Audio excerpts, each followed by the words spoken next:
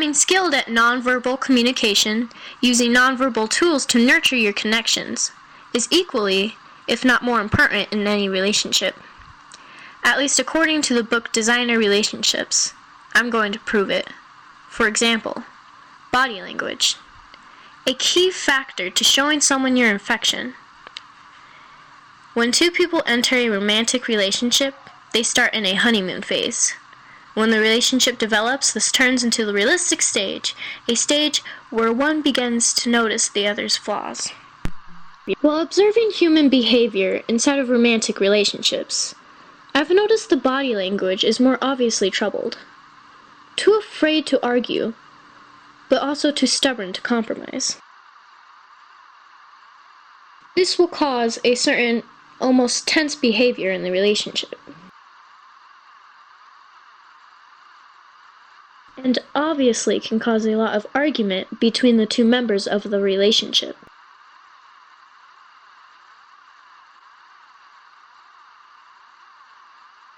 Then there is a moment of truth. They have a decision to make. They can either keep arguing.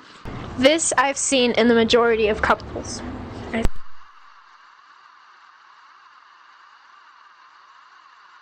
Or they can decide to work out their problems, which is a rarity among certain couples.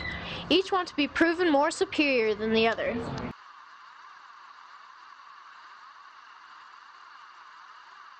Eventually, however, the argument concludes and the relationship continues as it was before. But it isn't over, and the arguing will return. I figure this happens because all members in a healthy relationship express their anger in conflict. As Sun Tzu so brilliantly wrote in The Art of War, "The enemy of my enemy is my friend." Although at the time he spoke of military strategy, he couldn't have been more right when it came to the frenemy relationship. Not quite friends, not quite enemies.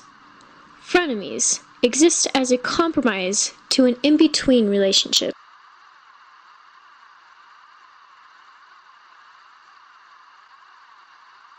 In each frenemy relationship, there is one defining moment where the realization hits each individual, and they know what they must do. In order to liberate a common enemy, they must work together. You can clearly tell that these two people aren't friends from the way they hold themselves and the facial expressions they use.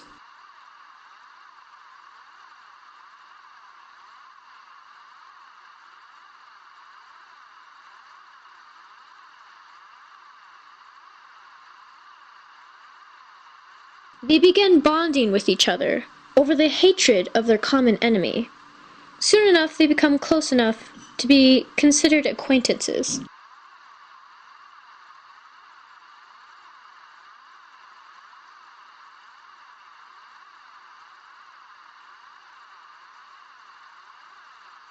When you respond, you remain in control with opinions and choices. If you feel yourself reacting, step away and regain control of yourself, so your family members can't force you to do or say something you do not want to do or say, and something that violates your separateness. This quote from the book Boundaries reminds me of almost every sibling relationship. It is almost always common amongst every stereotypical sibling for them to argue and react rather than respond. Oftentimes, the anger fueling inside of the two siblings will cause them to say things that they knew they would regret later. Inevitably, one ends up hurt and the other ashamed. There is a point after the anger, guilt, and shame pass that the siblings know they must move on from their temporary loathing, that they must work through their problems. Little did they know that it could have simply been avoided by responding rather than reacting. There is a slim chance that their problems were what they said. The complications usually originate from some other source deeper into the subconscious. Truth springs from argument amongst friends. David Hume had it right. In every friendship, it is important to know where the limits need to be set. Once you break past these limits, quarrel begins, and it is common to feel like you just lost that person. But true friends always come back together, no matter what.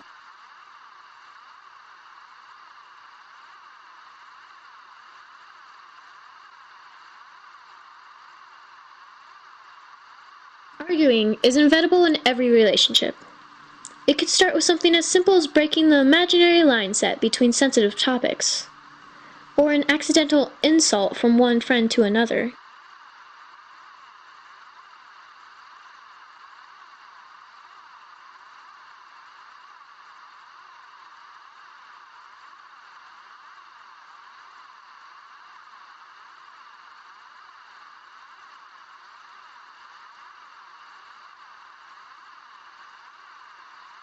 Like in any relationship, an argument ends with a choice.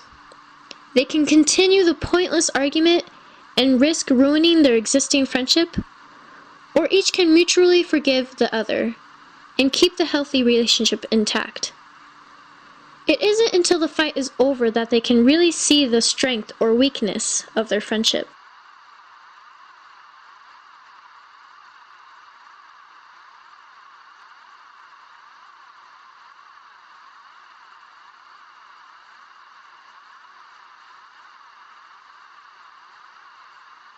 During my observations, I've noticed that in order to be able to be a part of a successful relationship, each member must learn to read the body language of the other.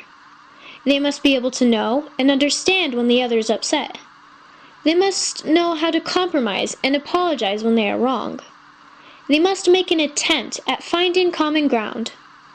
In order to nurture the connection in relationships, you must first be able to recognize the flaws in each other and try to overlook them. A successful relationship must have both good and bad moments in order for it to survive.